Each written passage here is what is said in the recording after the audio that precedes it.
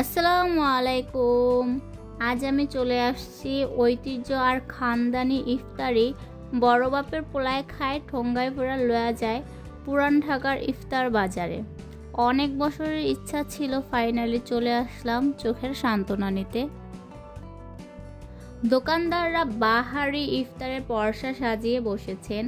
দোকানগুলোতে ফালুদা, ফিরনি, মাঠা, পেস্তা বাদাম শরবত, জিলাপি, ছোলা বুট, মুরগির রান, আস্ত মোরগ, মোংলাই পরোটা, মিষ্টি পরোটা, সমুচা, ডিম চপ, আলুর চপ, হালিম, পেঁয়াজু ভাজা, পরোটা, সবজি কাবাব, দই বড়া, রোল, চিকেন জালি কাবাব ছাড়াও খাসির রান 800 টাকা পিস, কোয়েল পাখি 160 টাকা 2 পিস।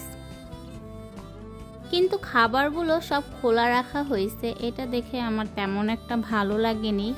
আগে যখন রোজার মাসে কলেজে যেতাম, আসার সময় দেখতাম বিভিন্ন পদের ইফতার, অনেক ভালো লাগতো। আজ প্রায় 6 থেকে 7 বছর পর আসা। আমি কিছু ভিডিওতে দেখলাম অনেক মেয়েরা গেছে, কিন্তু ভিড়ে প্রবেশ করতে পারেনি। ইফতারগুলো 2টার পর থেকেই নিয়ে বসে, এই সময়টায় ভিড়ও কম থাকে। মেয়েরা গেলে 2টা 3টার মধ্যে গেলেই ভালো হয়। আল্লাহ হাফেজ।